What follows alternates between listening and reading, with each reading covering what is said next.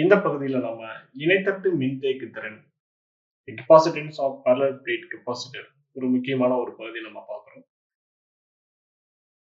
இணைத்தட்டு மின்தேக்கியினுடைய மின்தேக்கு திறன் என்ன அப்படிங்கிறத நம்ம இதுல கண்டுபிடிக்க போறோம். அதாவது parallel plate கெப்பாசிட்டரினுடைய கெப்பாசிட்டன்ஸ் என்ன அப்படிங்கிறத நம்ம கண்டுபிடிக்க போறோம். ஸோ இதுக்காக நம்ம ஒரு parallel plate கெப்பாசிட்டர் நம்ம எடுத்துக்கிறோம். ஓகே, அதாவது இரண்டு கண்டக்டர், இந்த இரண்டு கண்டக்டர், ஒரு கண்டக்டர் பார்த்தோம் அப்படின்னா it having a positive charge, the another one is having the negative charge, like as an uniform. அது சார்ஜ் பார்த்தீங்க அப்படின்னா யூனிஃபார்மிட்டியா இருக்கும், ஒரே மாதிரியான மேக்னெட் எண் மதிப்பு கொண்டு இருக்கும். இந்த இரண்டு கடத்திகளுக்கும் நம்ம வெவ்வேறான மின்னோட்டங்களை கொடுத்துருக்கோம். ஒன்றுக்கு நேர் மின்னோட்டம், இன்னொன்றுக்கு எதிர் மின்னோட்டம். இவ்விரு கடத்திகளினுடைய அந்த குறுக்கு பரப்பு அப்படின்னு சொல்லுவோம், இந்த ஏரியா ஆஃப் கிராஸ் செக்ஷன் அல்லது ஏரியா, அதனுடைய பரப்பு எவ்வளவு இருக்கும் அப்படின்னா ஏ இருக்கும் அப்படிங்கிறத நம்ம எடுத்துருக்கோம். ஓகே, நம்ம எடுத்துக்கூடிய கடத்தியினுடைய பரப்பு ஏவாக இருக்கு அப்படின்னு எடுத்திருக்கோம். பட் இந்த கடத்திகளை நம்ம டி அப்படிங்கிற தொலைவுல பிரிச்சு வச்சிருக்கோம். இப்ப இவைகளுக்கு இடையே நம்மளுக்கு என்ன இருக்கும் அப்படின்னா மின் புலமானது, அதாவது எலக்ட்ரிக் ஃபீல்டு நம்மளுக்கு இருக்கும். எலக்ட்ரிக் ஃபீல்டு டைரக்ஷன்ஸ் எப்பயுமே it's starting from positive charge and terminated at the negative charge. நேர் மின்னோட்டத்துல தொடங்கி எதிர் மின்னோட்டத்துல முடிவடைஞ்சிருக்கும். ஸோ அதனாலதான் ஏரோ மார்க்கு பிளஸ் சார்ஜ் இருக்குது, மைனஸ் சார்ஜ் பக்கம் நம்மளுக்கு போட்டிருக்கு. ஓகே, இப்ப இந்த மாதிரி ஒரு கண்டக்டர்ஸ் அவங்க சார்ஜ் அப்படின்னு சொல்லும் பொழுது இப்ப இதுல வந்து எவ்வளவு எலக்ட்ரிக்கல் ஃபீல்டு வந்து நம்மளுக்கு இருக்கும் inside of the parallel place the capacitor. பிட்வீன்ல நம்மளுக்கு எவ்வளவு எலக்ட்ரிக்கல் ஃபீல்டு இருக்கும் அப்படிங்கிறத நம்ம ஆல்ரெடி படிச்சிருக்கோம். அது எப்படி படிச்சிருக்கோம் அப்படின்னா, the electric field between two infinite parallel plates, நம்ம எடுக்கக்கூடிய parallel plates பார்த்தீங்க அப்படின்னா இதோட நீளமானது இன்ஃபினைட் இருக்கும் பொழுது, ஸோ அங்க ஒரு யூனிஃபார்ம் எலக்ட்ரிக் ஃபீல்ட் தான் இருக்கு அல்லது யூனிஃபார்ம் சார்ஜ் நம்ம டிஸ்ட்ரிபியூஷன் இருந்திருக்கு அப்படின்னா in between of the parallel பிளேட்ல நமக்கு E is equal to sigma by epsilon naught அப்படிங்கிற எலக்ட்ரிக்கல் ஃபீல்டு நம்மளுக்கு இன்சைட் ஆஃப் தி parallel பிளேட்டுக்குள்ள இருக்கும்.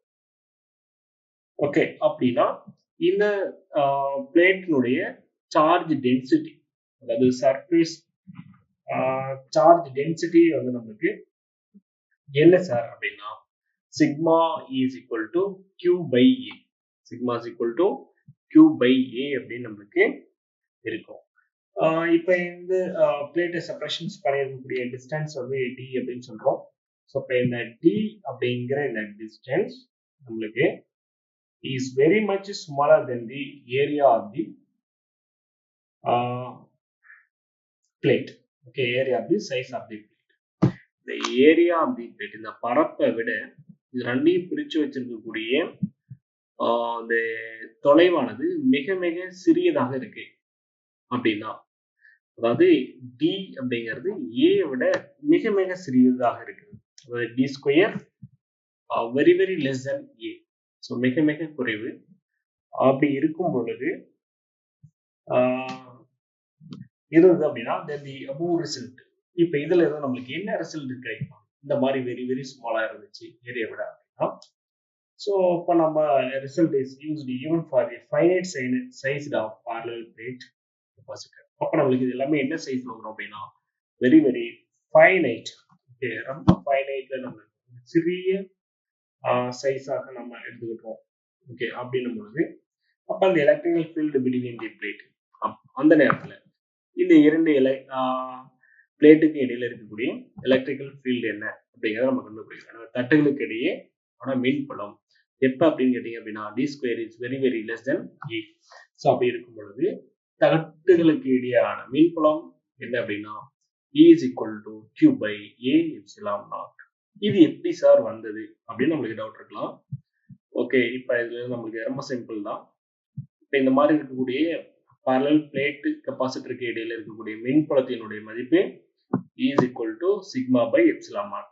Whereas from these equations already we have discussed in Gauss law applications. Okay, அதாவது infinite parallel plate capacitor இருக்கும்போது அது இன்சைட்ல இருக்கக்கூடிய electric ஃபீல்டினுடைய மதிப்பு E is equal to sigma by epsilon naught.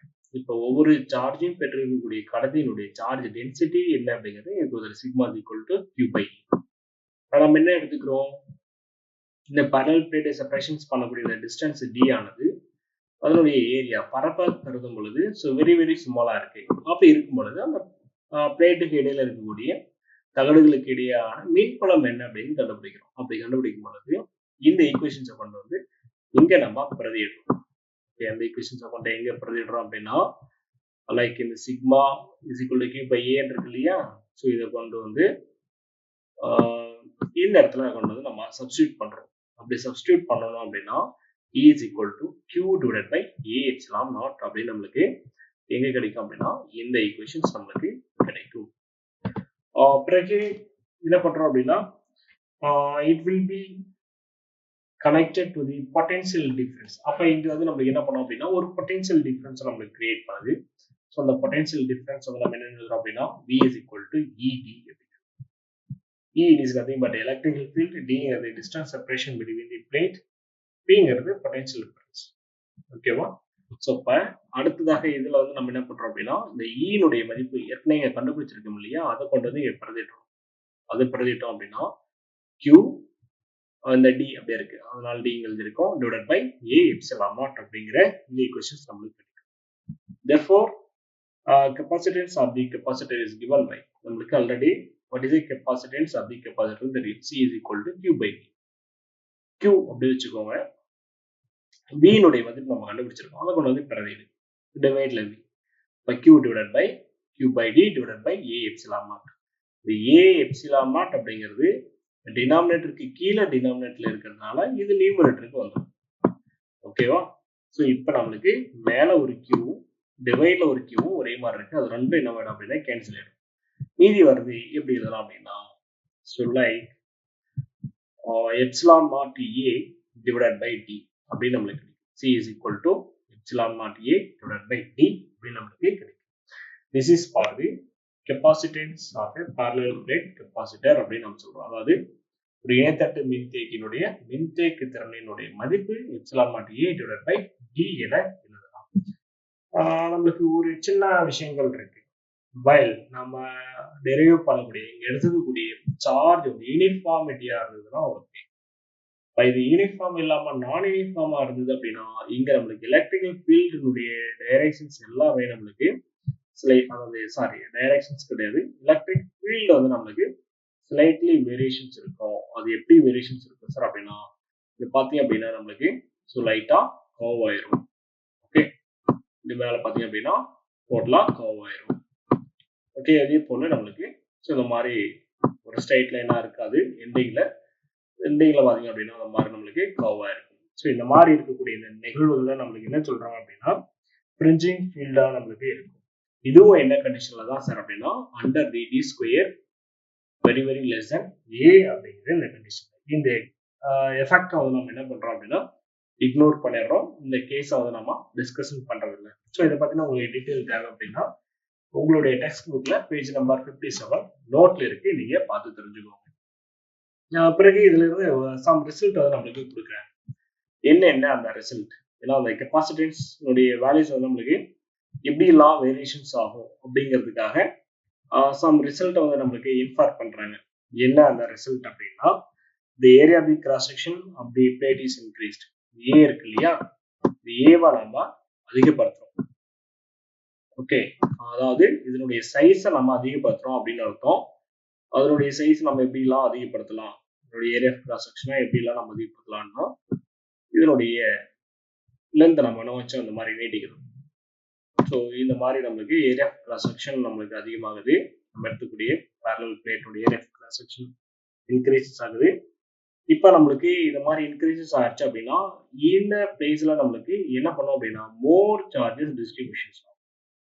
Okay, ஏரியாவை நம்ம increases பண்ணோம் அப்படின்னா the more charges can be distributed for the same potential difference. இங்க என்ன potential differenceல இது இருக்கும், ஓகே, இங்க என்ன potential differenceல நம்ம இதை கனெக்ட் பண்ணிருக்கோமோ, லைக் V அப்படிங்கிற இந்த potential difference நம்ம கனெக்ட் பண்ணிருக்கோம்னா இந்த Vங்கிற potential differenceக்கு என்ன பண்ணோம் அப்படின்னா மோர் சார்ஜஸ் நம்மளுக்கு டிஸ்ட்ரிபியூட்டட் ஆகும் அப்படிங்கிறது அங்க நம்மளுக்கு கொடுத்துருக்காங்க. அப்ப மோர் சார்ஜஸ் டிஸ்ட்ரிபியூட்டட் ஆகுது அப்படின்னா நம்மளுக்கு ஃபைனலி என்ன நடக்கும் அப்படின்னா capacitance is to be increases. Okay, நீங்க நல்லா புரிஞ்சுக்கோங்க. இதுல ஒரே ஒரு விஷயம் தான், நீங்க டைரக்டா கூட சொல்லிட்டு போயிடலாம். ஏ அதிகமாயிருச்சு அப்படின்னா கெப்பாசிட்டன்ஸோடைய வேல்யூஸ் நம்மளுக்கு அதிகமாகும். ஏன்னா சி இஸ் ப்ரொபோஷனல் டு ஏ அப்படின்னு சொல்லலாம். பட் ஆனால் நம்ம அப்படி புரிஞ்சுக்கலாம். இன்னொரு வழி என்ன அப்படின்னா, அந்த area of the parallel plate capacitor increases ஆச்சு அப்படின்னா சேம் பொட்டன்ஷியல் டிஃபரன்ஸ்ல ஹியூஜ் அமௌண்ட் ஆஃப் சார்ஜ் வந்து நம்மளுக்கு டிஸ்ட்ரிபியூட்டட் ஆகும். ஸோ அதனால கெப்பாசிட்டன்ஸோடைய வேல்யூஸ் வந்து நம்மளுக்கு என்ன ஆகும் சார் அப்படின்னா இன்க்ரீசஸ் ஆகும் அப்படின்னு சொல்றாங்க. பிறகு ரெண்டாவது இன்ஃபர்ல என்ன சார் நம்ம தெரிஞ்சு போறோம் அப்படின்னா, the distance separation between the two plate is reduced. இந்த டி இருக்கு இல்லையா, இந்த டியை நம்ம குறைக்கிறோம், ரிடியூஸ் பண்றோம். அது எப்படி வேணாலும் ரிடியூஸ் பண்ணலாம். பட் நம்ம ஒரு எக்ஸாம்பிளுக்காக நாங்க டி பை 2 போடுறேன். ஓகே, இந்த எக்ஸாம்பிளுக்காக நான் என்ன பண்றேன் அப்படின்னா டி பை 2 போடுறேன். அதாவது குறைக்கிறோம், அவ்வளவுதான் விஷயம். அப்ப இங்க இருக்கக்கூடிய பிளேட்டை நான் மூவ் பண்றேன். ஸோ அப்படி மூவ் பண்ணும்போது இந்த இடத்துக்கு கொண்டு வந்து வைக்கிறேன். ஓகே, ஸோ அப்படி கொண்டு வந்து வைக்கிறேன். அப்படி கொண்டு வந்து வைக்கும் பொழுது the potential difference between the plate, இந்த பிளேட்டுக்கு இடையில நம்ம கொடுக்கக்கூடிய பொட்டன்ஷியல் டிஃபரன்ஸ். இப்போ நம்ம இந்த டிஸ்டன்ஸ் இங்கே குறைக்கும் பொழுது ஸோ நம்மளுக்கு என்ன வருது அப்படின்னா, பிளேட்டுக்கு இடையில இருக்கக்கூடிய இந்த பொட்டன்ஷியல் டிஃபரன்ஸ், அதாவது இங்க எழுதிருக்கோம் இல்லையா, V is equal to ED, இது நம்மளுக்கு என்ன ஆகும் அப்படின்னா குறையும். பொட்டன்ஷியல் டிஃபரன்ஸ் நம்மளுக்கு என்ன ஆகுது அப்படின்னா டிக்ரீசஸ் ஆகும். அட் தி சேம் டைம் நமக்கு E அப்படிங்கிறது என்னவாக இருக்கும் அப்படின்னா ஸோ கான்ஸ்டன்டா நம்மளுக்கு இருக்கும். ஓகே, எப்போ அப்படின்னு கேட்டீங்க அப்படின்னா the plate separation between the distance is reduced.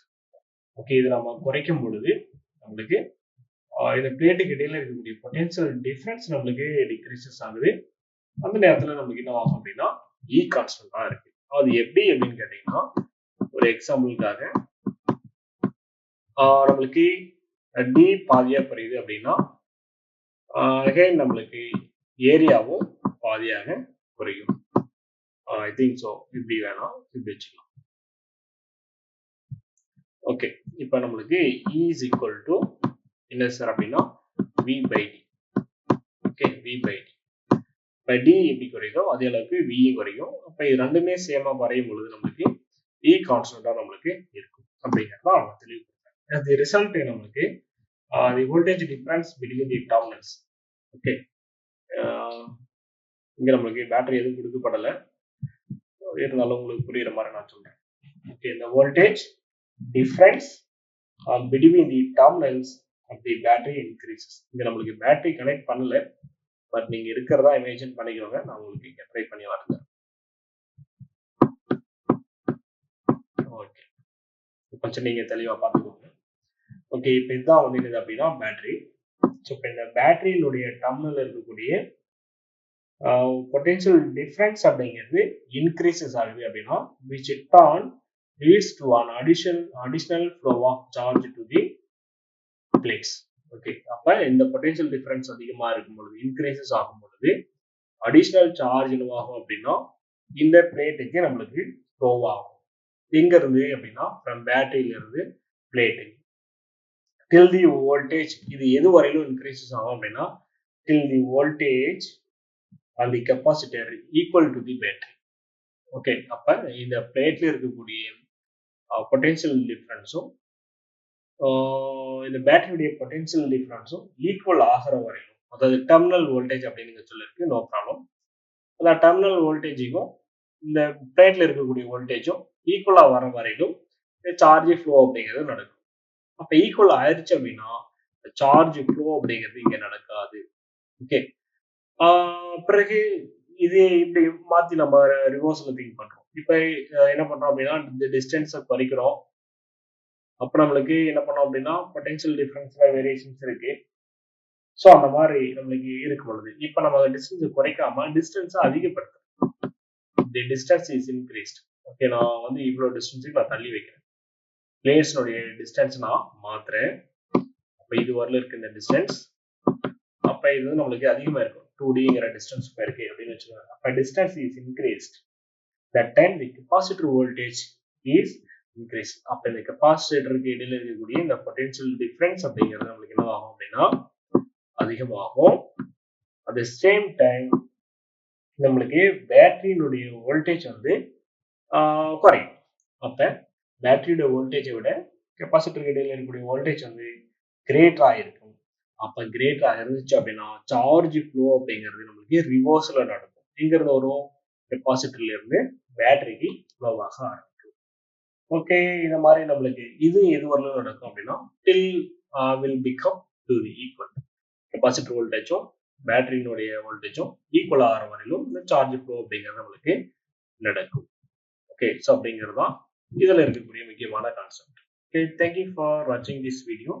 Subscribe, share and like this.